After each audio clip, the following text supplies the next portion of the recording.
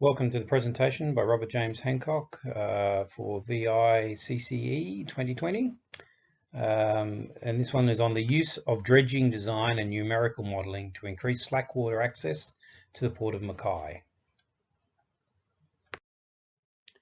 In 2019, we undertook a study with Royal HaskoningDHV for the Port of Mackay, and it was to investigate options for increasing slack water entrance into the Port of Mackay. We used a base model that had already been validated and tested for this location, and this is the interesting results that we've come to from that study. Here we have the navigational chart for Mackay Harbour. You can see the two main leads of coming into the port.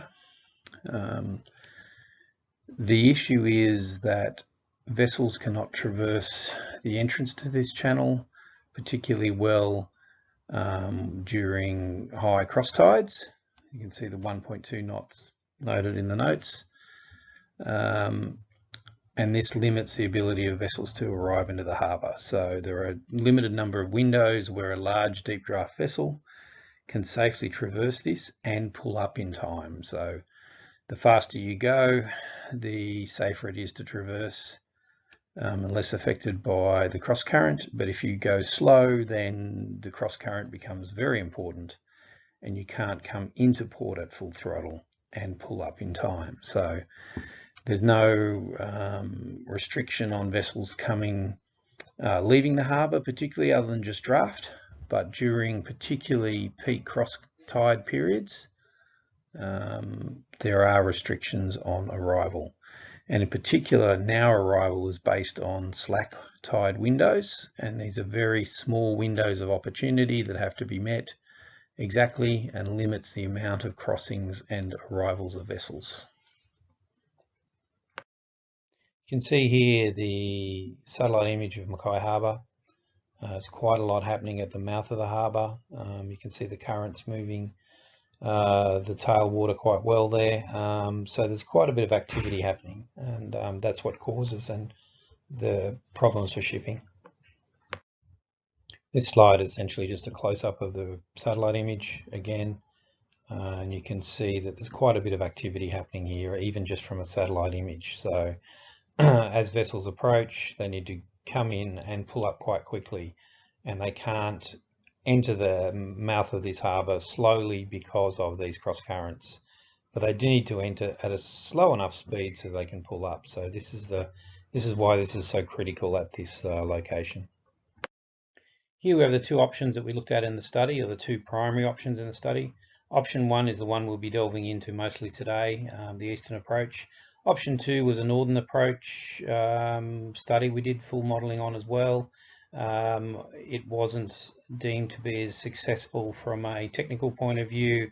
We won't be delving into as much today, with the main focus being the effectiveness of dredging for cross flow and reduction of peak currents in channel harbours. So you can see here the Eastern Approach to the harbour. There are the three dots are 120 metres out, 340 metres out and 500 metres out from the entrance to the harbour. And these are the three locations chosen to benchmark and test the relative speeds of currents and what that will do about opening or reducing the currents to produce a slack tide window for entering the harbour.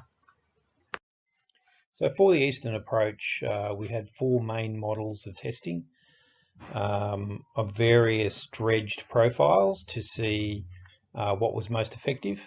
So we've got option 1A to D2. Not all of them are shown, and some of them are overlapped here.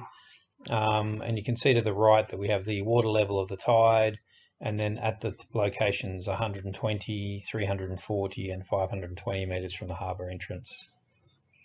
So this is sort of some of the early modelling and the frameworks we're setting up for the models. So of those, we found that the 1B was the most advantageous. it gave the best result for the least amount of dredging, and it's essentially a wedge shape. So from option 1A, which was the wedge, to dredge a minus 16 metre dredge area to the north and produce a sort of wedge shape. So option 1B2 was a large cross-sectional area. So you can see that we actually do quite a bit more dredging and sort of take it right up to the seawall.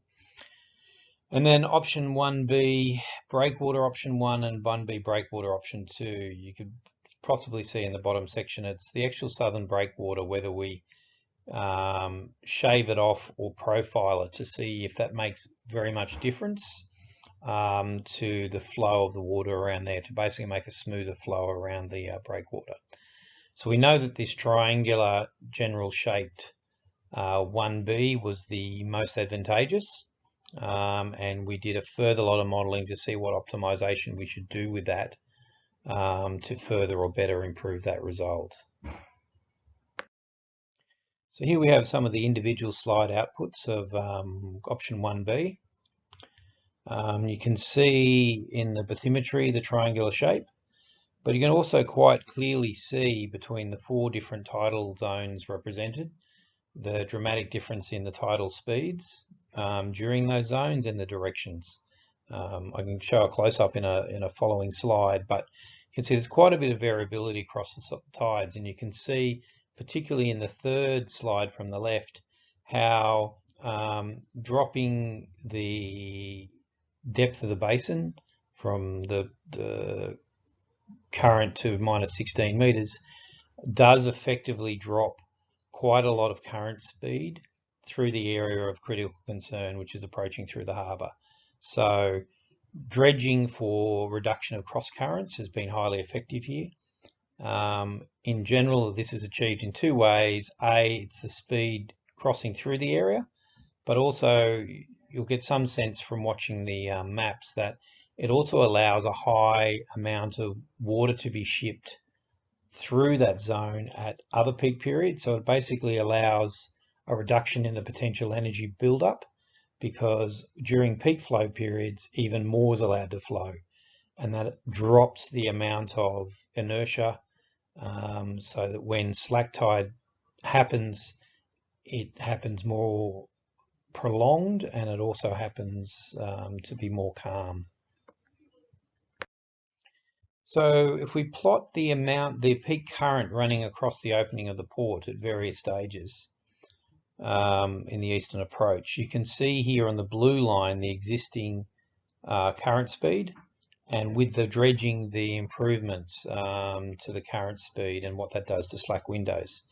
So you can see on the one on the right that at this particular juncture, there's quite a sharp period where the blue line, as it is now, has this short, sharp window where you get below the critical red line where it becomes possible to bring ships in. And on the lower threshold line of 0.25 knots, it's a very brief period where it's in that sort of lull.